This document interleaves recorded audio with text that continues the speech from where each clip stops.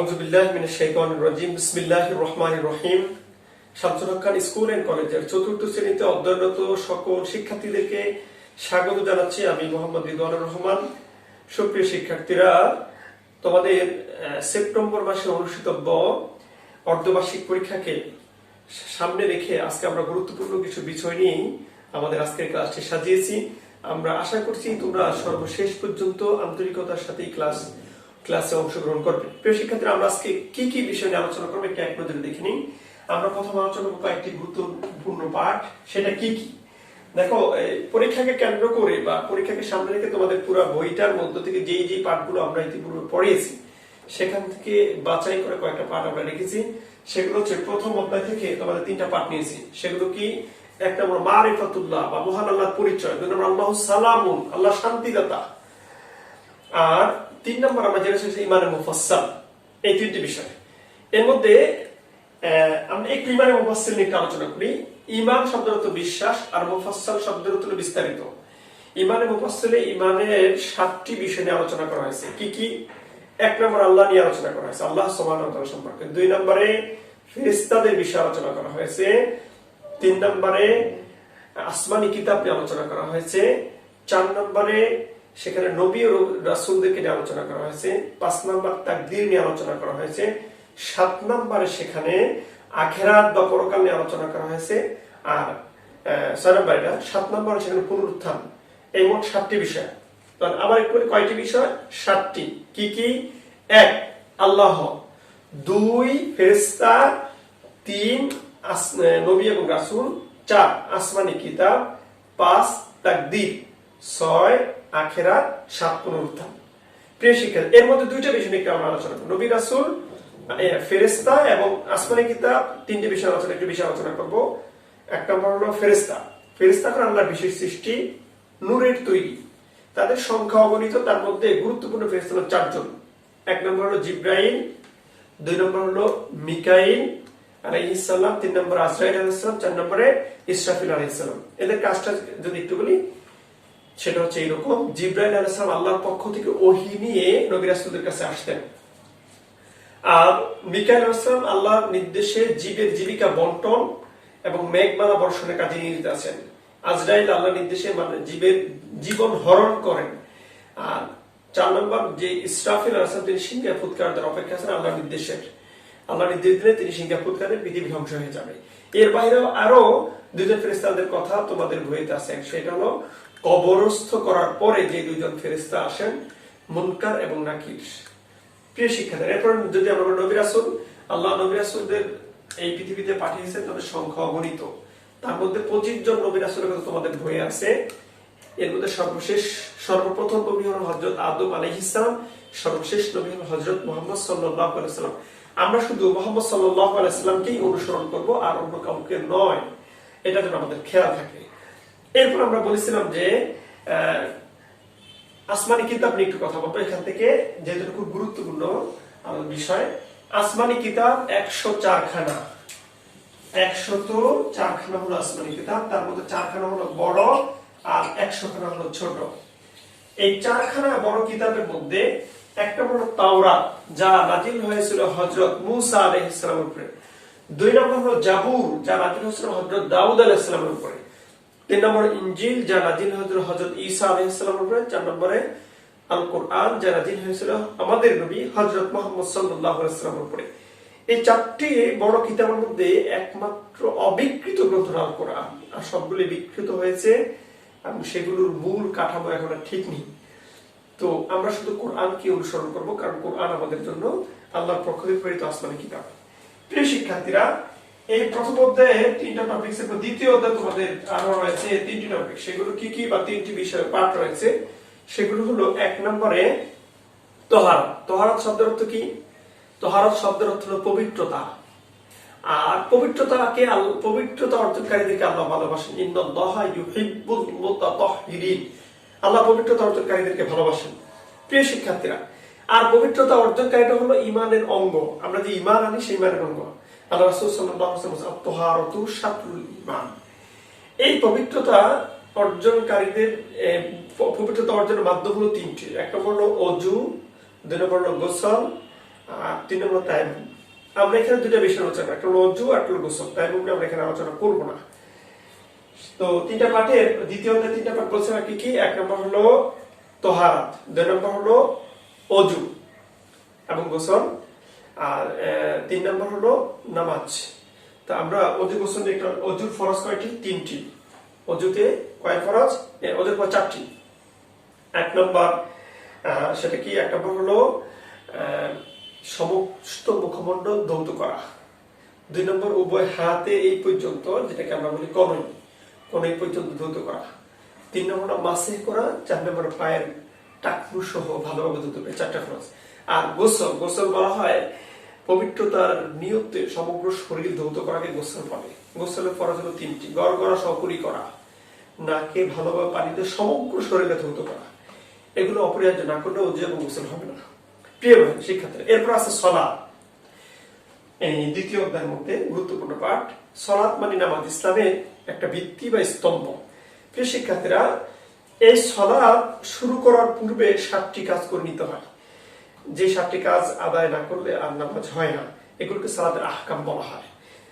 প্রশ্ন হতে পারে সালাতের আহকাম কাকে বলে? তাহলে সালাত শুরুর পূর্বে নামাজ শুরু করবার যে 7টি গুরুত্বপূর্ণ কাজ থাকে সেটাকে বলা হয় সালাতের আহকাম। সেটাকে শরীর পাক হওয়া, কাপড় পাক হওয়া, জায়গা পাক হওয়া, সতর ডাকা, কেবলামুখী হওয়া, ওয়াক্ত মতো নামাজ পড়া, নামাজে নিয়ত করা, এই 7টা বিষয়। এরপর নামাজ শুরু করার পরে, শুরু করা থেকে আরো 7টা বিষয় আছে তোমাদের বইতে দেখো। সেগুলো হলো আরকান। সেগুলো কি কি?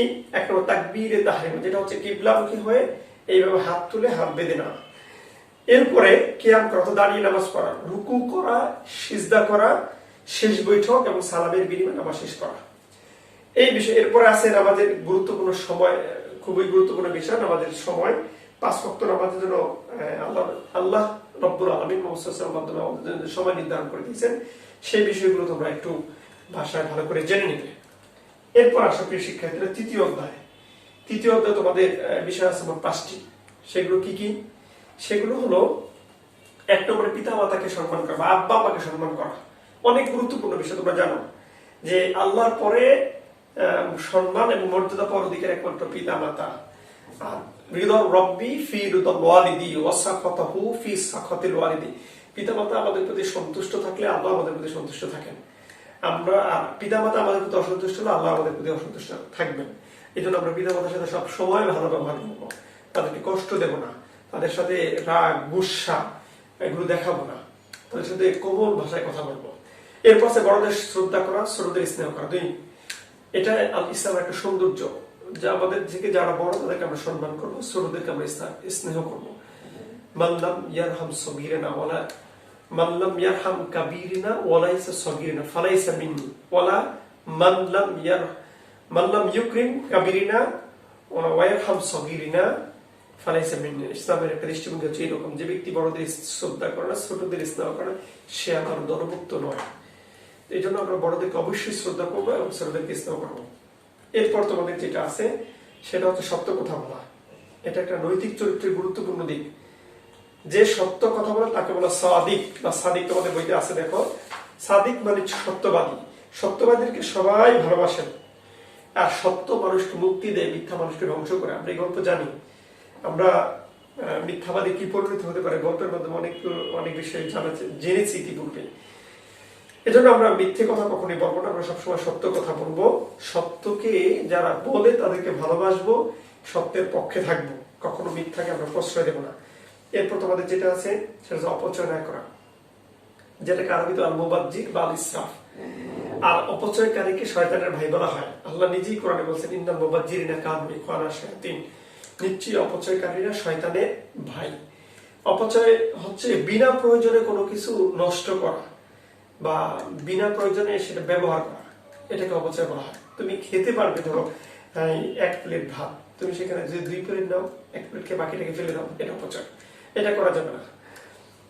অপচয় কেন করা যাবে না? অপচয় করলে সম্পদের অনেক ক্ষতি হয়, সম্পদ কমে যায়, আল্লাহ রহমত উঠে যায়। যেন আমরা অপচয় করবো না। সর্বশেষ যেটা হচ্ছে প্রিয় শিক্ষার্থীরা, তোমাদের দ্বিতীয় অধ্যায়, সেটা হচ্ছে তৃতীয় অধ্যায়। আমি তৃতীয় অধ্যায় থেকে কথা বলতেছিলাম। তৃতীয় অধ্যায় তারপর রয়েছে তোমাদের পরনিন্দা করা, অর্থাৎ তোমার কারো অনুপস্থিতি তার বিষয় নিয়ে আলোচনা করা, সেটা ভালো হতে পারে মন্দ হতে পারে। তো কারো অনুপস্থিতি তার বিষয়গুলো নিয়ে আলোচনা না করাটা ভালো, কারণ অনেক সময় আমরা আমাদের অগোচরে অনেক মন্দ কথাবার্তা তার ব্যাপারে বলতে পারি, যেটা শুনলে সে কষ্ট পায়। এটা একটা পাপ, এটাকে গীবত বলা হয়। আর গীবত হলো মৃত ভাইয়ের গোস্ত খাওয়ার সমান।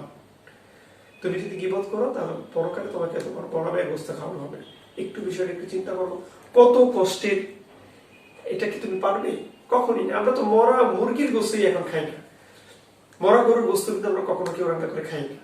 তাহলে সেখানে মরা ভাইয়ের গোস্ত কত কঠিন, এদের এটা করা যাবে না। আল্লাহ কোরআনে বলছে ওয়ালা তাকতুব বা'দুকুম বা'দা, তোমরা একজন আরেকজনের পরনিন্দা করবে না। তো প্রিয় শিক্ষার্থীরা, এরপরে যারা পরনিন্দা করবে তারা কিন্তু জান্নাতে প্রবেশ করতে পারবে না। আল্লাহ তাদের জন্য জান্নাতকে হারাম করে দিবেন, তারা জাহান্নামে যাবে। এই বিষয়গুলো তোমাদের তৃতীয় অধ্যায় আলোচনা। তাহলে আমরা দেখলাম তৃতীয়তে মোট 5টি। একটু আবার বলি কি কি। 1 নম্বর আব্বা আম্মাকে সম্মান করা, 2 নম্বর হলো বড়দেরকে শ্রদ্ধা করা, ছোটদেরকে স্নেহ করা, 3 নম্বর হলো সত্য কথা বলা, 4 নম্বর হলো অপচয় না করা, 5 নম্বর হলো পরনিন্দা না করা। এই 5টি বিষয় তোমাদের দ্বিতীয় অধ্যায় আছে। এরপরে তৃতীয় অধ্যায় আছে। এরপর চতুর্থ অধ্যায় তোমাদের 6টি বিষয় আসে। সেটা 1 নম্বর হলো তাজউইদ। তাজউইদ শব্দটা তো সুন্দর করা, অর্থাৎ পবিত্র কোরআনকে সুন্দরভাবে পড়া, তিলাওয়াত করাকে তাজউইদ বলা হয়। এক্ষেত্রে 2টা বিষয় আছে, একটা হলো মাখরাজ, একটা হলো সিফাত। অর্থাৎ পবিত্র কোরআনের প্রতিটি হরফ যেই জায়গা থেকে উচ্চারিত হয় সেই জায়গা থেকে শুদ্ধভাবে উচ্চারণ করে তেলাওয়াত করাই হলো তাজউইদ। এই তাজউইদের আরেকটা গুরুত্বপূর্ণ মাদ। মাদ শব্দের অর্থ টানিয়ে পড়া বা দীর্ঘ করে পড়া, যেটা তোমাদের বইতে আছে। এই টানিয়ে পড়া বা দীর্ঘ করে পড়াকে মাদ বলা হয়। সেই মাদের হরফ 3টি। প্রশ্ন হতে পারে মাদের হরফ কয়টি? ওয়াও, আলিফ এবং ইয়া। তাহলে আমরা কি কি শিখলাম? তাজউইদ, তাজউইদের পরে আমরা শিখলাম মাদ। এরপর মাখরাজ। মাখরাজ মানে উচ্চারণ স্থান। আরবি হরফ কয়টি? 29টি। এই 29টি হরফ 17টি জায়গা থেকে উচ্চারিত হয়। এই 17টি জায়গাকে মাখরাজ বলা হয়। তাহলে আরবি হরফ 29টি, মাখরাজ মোট 17টি। তো এরপর আছে ইদগাম। ইদগাম শব্দের অর্থ হলো মিলানো, জোড়া দেওয়া, দুইটিকে অ্যাডজাস্ট করে দেওয়া। কাছাকাছি উচ্চারণ দুইটি হরফকে যুক্ত করে পড়াকে ইদগাম বলা হয়। ইদগামের হরফ কয়টি? প্রশ্ন হতে পারে। ইদগামের হরফ 6টি। ইয়া, দেখো দেখাচ্ছি, ইয়া, র, ওয়াও, লাম, মিম, নুন। এই 6টি হরফকে ইদগামের হরফ বলা হয়। তো এরপর আসলে প্রিয় শিক্ষার্থী, ইদগাম নিয়ে এর চেয়ে বেশি তোমাদের বইতে কিছু নাই। আছে ইজহার। ইজহার শব্দের অর্থ স্পষ্ট করা। প্রশ্ন হতে পারে ইজহার শব্দের অর্থ কি? ইজহার শব্দের অর্থ স্পষ্ট করা। ইজহার হরফ হলো 6টি। এগুলোকে হুরুফে হালকি বলা হয়। হামজা, হা, আইন, হা, গইন, খ। হামজা, হা, আইন, হা, গইন এবং খ। এই 6টি ইজহার। এরপরে সর্বশেষ যেটা আছে সেটা তোমাদের সূরা ইখলাসের অর্থ। এটা তো ক্লাসেও আমরা পড়ানোর চেষ্টা করেছি, এবার তুমি নিজে পড়বে। তাহলে গুরুত্বপূর্ণ পাঠগুলো নিয়ে আমরা আলোচনা করলাম। গুরুত্বপূর্ণ পাঠ তাহলে কয়টা পেলাম? আমরা মোট পেলাম 17টা। প্রথম অধ্যায়ে গুরুত্বপূর্ণ পাঠগুলো আবার একটু সিলেবাসটা মনে। প্রথম অধ্যায়ে পেলাম আমরা 3টি, প্রথম অধ্যায়ে 3টি, দ্বিতীয় অধ্যায়ে 3টি, তৃতীয় অধ্যায়ে পেয়েছি আমরা 5টি, আর চতুর্থ অধ্যায়ে পেয়েছি আমরা 6টি। শেষ গুরুত্বপূর্ণ বিষয়। এরপর মানবন্টন। আসো, তোমাদের 100 মার্কের পরীক্ষা হবে। এই 100 মার্কের মানবন্টনের মধ্যে কি কি থাকবে একটু খেয়াল করো। 1 নম্বর থাকবে সংক্ষিপ্ত প্রশ্ন, এখানে হবে 15 নম্বর সংক্ষিপ্ত, এখানে 15। 2 নম্বর শূন্যস্থান, এখানে হলো 12। 3 নম্বর হলো মিলকরণ, ডান বাম, এখানে 5টি মিল করতে হবে 10। আর 4 নম্বর হলো যোগ্যতা ভিত্তিক প্রশ্ন, বড় প্রশ্ন যেটাকে আমরা বলি, সেখানে দিতে হবে 8টি, 48 নম্বর, 6 নম্বর করে। এই মোট 100 মার্কের তোমাদের প্রশ্ন হবে। তাহলে একটু আমরা দেখি কি সংক্ষিপ্ত প্রশ্ন, শূন্যস্থান, মিলকরণ, প্রশ্ন। এর বাইরে কিন্তু কোনো প্রশ্ন হবে না। এই প্রশ্নের মধ্যে থেকে আবার কিন্তু সূরা ইখলাসের অর্থ আসবে, প্রশ্নের মধ্যে একটা প্রশ্ন থাকবে আলাদা।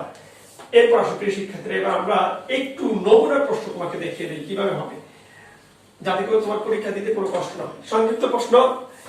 সংক্ষিপ্ত প্রশ্ন তোমার এক বাক্যে দেওয়া উত্তম, যদি সর্বোচ্চ 2-3 বাক্যের বেশি দেওয়া দরকার নেই। প্রশ্ন হতে পারে কিরকম প্রশ্ন হবে, সালাম শব্দের অর্থ কি, সংক্ষিপ্ত প্রশ্নের মধ্যে তুমি লিখবে সালাম শব্দের অর্থ শান্তি। তারপর প্রশ্ন হতে পারে আমাদের সৃষ্টিকর্তা কে, উত্তর আমাদের সৃষ্টিকর্তা আল্লাহ রাব্বুল আলামিন, একেবারে সুন্দর। 3 নম্বর প্রশ্ন হতে পারে এইরকম প্রশ্ন হতে পারে, দ্বিতীয়ত তহারত শব্দের অর্থ কি, তুমি লিখবে তহারত শব্দের অর্থ পবিত্রতা, এক বাক্যে, অথবা 2 বাক্য, সর্বোচ্চ 3 বাক্য, এর চেয়ে বড় করে দেওয়ার কোনো প্রয়োজন নেই। এরপর শূন্যস্থান, আমি এখানে আমরা অনেকগুলো বিষয়ে কথা বলেছি, এর মধ্যে থেকে শূন্যস্থানগুলো আসবে। যেমন একটা এরকম হতে পারে, ইসলামের সুন্দরতম আচার আচরণের বিধানটা কি, বিধান দিয়ে একটা শূন্যস্থান দেওয়া থাকবে। এইভাবে তোমার 14টা শূন্যস্থান দেওয়া থাকবে, তোমাকে 12টা শূন্যস্থানে অংশগ্রহণ করতে হবে। মিল করুন, ডান পাশে থাকবে এইভাবে, এটা হবে বাম পাশ, ডান। এখানে থাকবে 7টি শব্দ বা বাক্যাংশ, এখানে থাকবে 5টি। এই 7টা থেকে নিয়ে 5টা মিল করে তোমাকে খাতায় সুন্দর করে লিখতে হবে। এর পাশে যোগ্যতা ভিত্তিক প্রশ্ন, এই জায়গাটাই হলো তোমাদের জন্য গুরুত্বপূর্ণ। কিরকম হবে, যেমন আমরা যদি একটু ফেরেশতাদের আলোচনায় যাই, প্রথম অধ্যায় ইমানে মুফাসসালের মধ্যে একটা যোগ্যতা প্রশ্ন এরকম হতে পারে, প্রসিদ্ধ ফেরেশতা কয়জন, তাদের কাজের বর্ণনা দাও। তাহলে প্রসিদ্ধ ফেরেশতা কয়জন, যেমন প্রশ্নটা ধরো জাস্ট ফর এক্সাম্পল এরকম,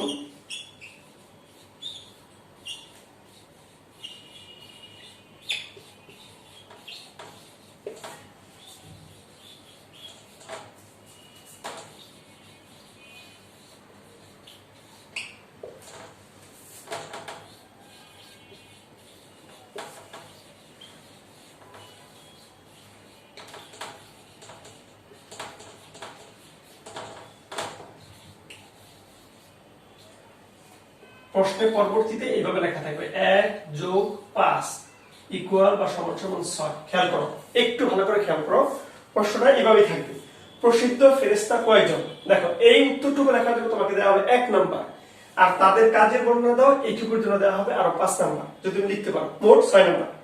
এইভাবে করে তোমাকে মোট 8টা প্রশ্নে অংশগ্রহণ করতে হবে। তার মধ্যে 6টা কত, 48। 48 নম্বর তোমার শুধু 8টা প্রশ্ন এখানে অংশগ্রহণ করা লাগবে প্রিয় শিক্ষার্থীরা।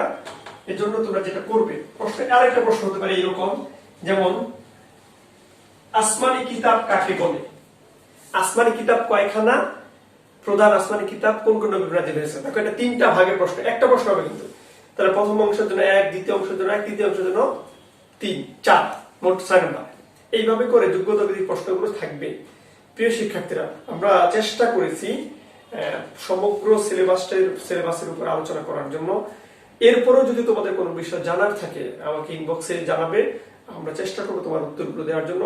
তোমরা ভালোভাবে পরীক্ষায় অংশগ্রহণ করো, সুন্দরভাবে পরীক্ষা উপস্থাপন করো, সেই প্রত্যাশা রেখে বাসা বাড়িতে তোমাদের পিতামাতার সাথে ভালো থেকো সেই কামনা করে আজকের আমাদের ক্লাস এখানে শেষ করতে চাই। ওমা তৌফিক ইল্লা বিল্লাহ। আসসালামু আলাইকুম ওয়া রাহমাতুল্লাহি ওয়া বারাকাতুহু।